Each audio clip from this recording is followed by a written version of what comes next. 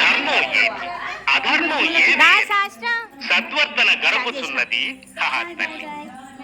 అదే విధంగా వేదమును తల్లి కూడా మనకు సన్మార్గాన్ని చూపుతూ రేపవళ్ళు కాపాడుతూ ఉన్నది. ఆశయే దుఃఖం, అది విసర్జించిననే సుఖం. అన్ని ఆశలను విసర్జించి దేవిని పూజించువాడే దేవి అనుగ్రహానికి పాత్ర.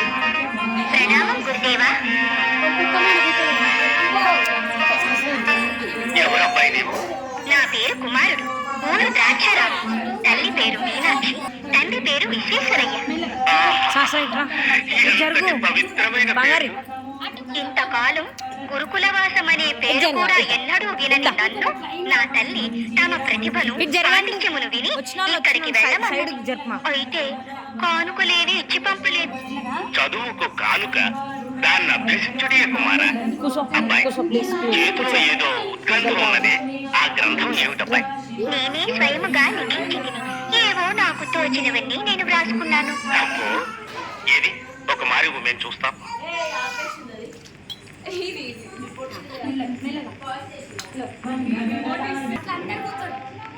భక్తులను హింసించు పాపి, పతిభక్తి నెరుగనట్టి మగువ, అనాథులను ఆర్తులను వేధించు కఠినాత్ముడు, జనులు భరించలేని సుంకాలు విధించి దుర్మార్గాలకు ఒడిగట్టు రాజు.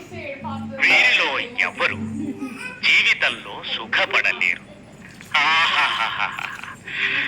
అద్భుతం, అమోఘం. కుమార, నా గురుత్వమును కోరి వచ్చావంటే నేనెంతో అదృష్టవంతుడను.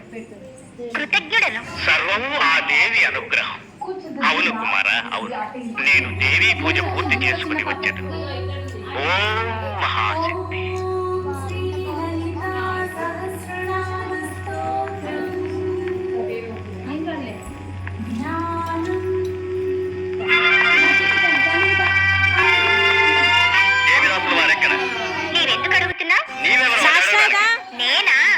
నీవెవరి కొరకు వచ్చితివో వారి శిష్యులలో ప్రథముడను. ఓహో, ఏమన్నావు? మీ గురువు మా ఆస్థాన పండితులకు సుంకం చెల్లించవలెను. పండితులకు సుంకమా? అదేమిటయ్యా?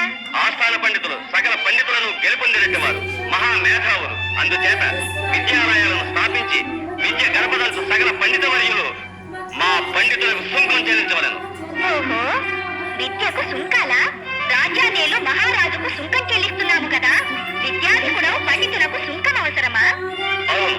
సుంకం ఇవ్వాలంటే ప్రతిభావంతులు ఎవరైనను మా ఆస్థానంలోకి వచ్చి మా పండితుల్ని సర్వ విద్యలందు ఓడించవలను. ఓడించితే వారు మా ఆస్థాన పండితులుగా రాజ్యసభలో పదవినందవచ్చు. సరే, ఉదయాననే మేము ఆ రాజ్యసభకు వస్తాం. మీ ఆస్థాన పండితుని ఓడిస్తాం. నీవా మా ఆస్థాన పండితులు ఎన్నించి సిద్ధపడుతున్నది? అవును, నా గురువర్యులతోటి సభా మధ్యంలో పోటీ చేయుటకు మీ ఆస్థాన పండితులకు ఎంత సాహసం ఉన్నది. వారిని ముందు నా మీద గెలవమను. కుమార, ఆస్థాన పండితుని అవమానించరాదు. అది మహారాజునే అవమానించినట్లకు. గురుదేవా, తమరు కొలుచు దేవి మీద ఆన. నా కనుక ఇవ్వండి. ఇక నువ్వు వెళ్ళదు. ఉదయాన రాజ్యసభకే.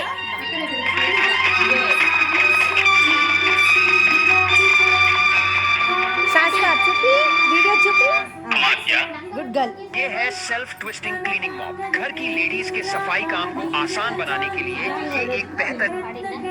మనం చూడబోతున్నాం. ఆశీర్వదించండి గురుదేవా.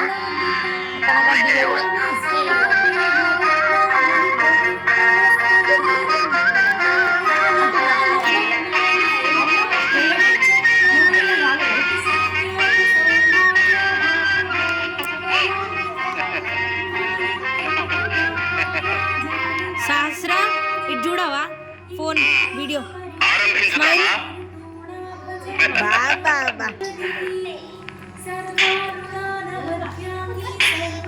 చిన్నవాడా, నీవు అక్షరాభ్యాసం చేసి ఉన్నావా? కనీసం మాటలైనా విని ఉన్నావా? నువ్వు గుణకారం నేర్చుకున్నావా? నీ పేరును చూచైనా వ్రాయగలవా? ఓయ్ ముసలివాడా, తమకు తెలియనివి మాకు తెలియవని ఊహించరాదు. చిన్నవారు పెద్దవారును భేదాలకి ఇట స్థానము లేదు. ప్రతిభ తెలివిని బట్టి ఉండును, వదల్ని బట్టి ఉండదు. తమరు పండితులైతే నా విజ్ఞానాన్ని శోధించి నాపై జయించండి, లేదా ఇక్కడ నుండి వెళ్ళండి. 4 వేదములు మతించిన నాపై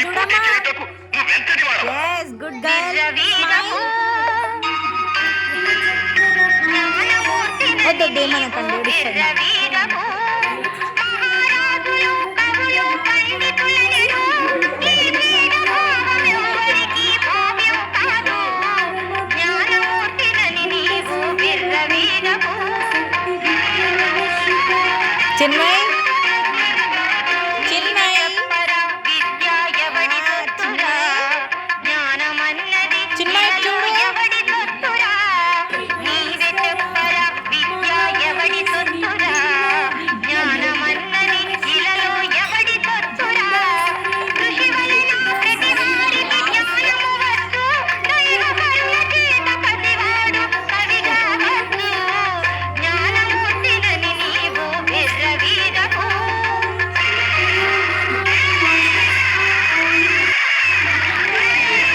భావించండి. చిన్నవాడా, కవితకు భాష ముఖ్యమా, భావం ముఖ్యమా?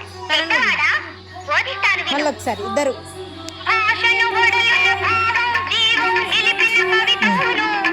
భావం లేక భాషొక్కటి ఉంటే, భావం లేక భాషొక్కటి ఉంటే కావ్యం అంటే? నిర్జీవం. కావ్యం నిర్జీవం. అంటే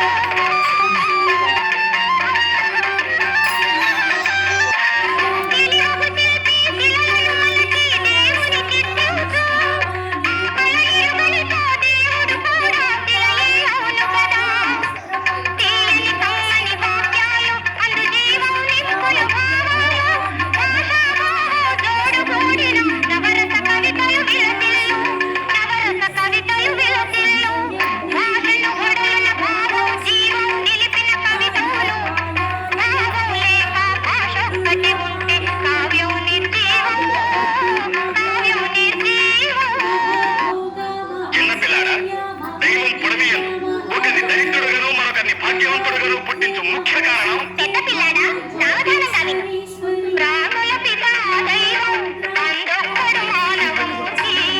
ప్రాణుల పిత దైవం అందొక్కడు మానవమూర్తి. సృష్టికి మూలం తానే అని మానవ మాతృని కాంతి. అధికుడనని గర్వించు ఆ దేవుని మహత్తు మరచు. అధికుడనని గర్వించు ఆ దేవుని మహత్తు మరచు. ప్రాణుల పిత దైవం.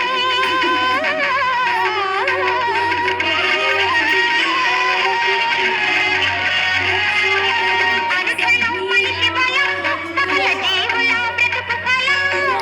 అనుక్షణం మనిషి బలం సకల జీవుల బ్రతుకు ఫలం. ఆ ఈశ్వరు కరుణాలో ఈ నిజమును ఎరుగదు జగం. నీకెందులకయ్యా, నీకెందులకయ్యా. రాజన్య, ఇప్పుడు నేను అడగబో ప్రశ్నకు బిడ్డ భీతిల్లి పారిపోబోతున్నాడు. అర్భక, ఏది నేను అడిగిన దానికి సమాధానం? కలియుగం ముగియనది ఎప్పుడో నీవు కొంచెం చెప్పగలవా? అరే దింపక, నువ్వు ఆలకించు. అధికార మత్తులు అసహాయులను పోచి దాసులను చేయి కాలం. కలిమిగల పెద్దలు నిరుపేద జీవులను అవమానపరచు కాలం. జగతి నేలడి వారు జ్ఞానులు కవులను కక్షతో త్రొక్కు కాలం. గగనము భూమియు కలగి ప్రళయము రేగి కలియుగం ముగియు కాలం. కులవంతులను దృంచి కులసతుల వేధించి క్రూరులే కలవు కాలం. ధర్మ నిరతిని మరచి న్యాయము చిన్మయ్! ప్రతి లోకమే సాగు కాలం. ఈ భూమిని మూర్ఖులు దీనులను హింసించి రక్తమును ఉంచు కాలం. ఇటు ఇటు చిన్మయ్ ఆనాడు కృష్ణ భగవానుడే నుడివినటు కలియుగం ముగియు కాలం. కలియుగం ముగియు కాలం. ఆహా, ప్రతిభామూర్తివి బాలక, నువ్వు బోధించిన సత్యాలు విన్నాం. మేము ఆనందపరితున్నాం. ఇక నీ అడిగే ప్రశ్నలన్నిటికీ మా ఆస్థాన పండితులు బదులు ఇవ్వగలరు. అటులనే రాజన్య.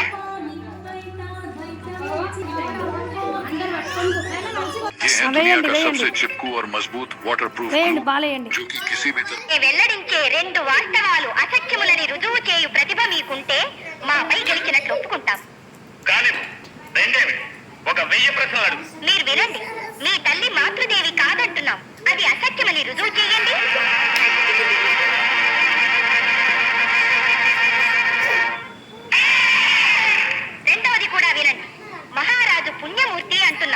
మీరు కాదని రుజువు చెయ్యండి. అన్యాయం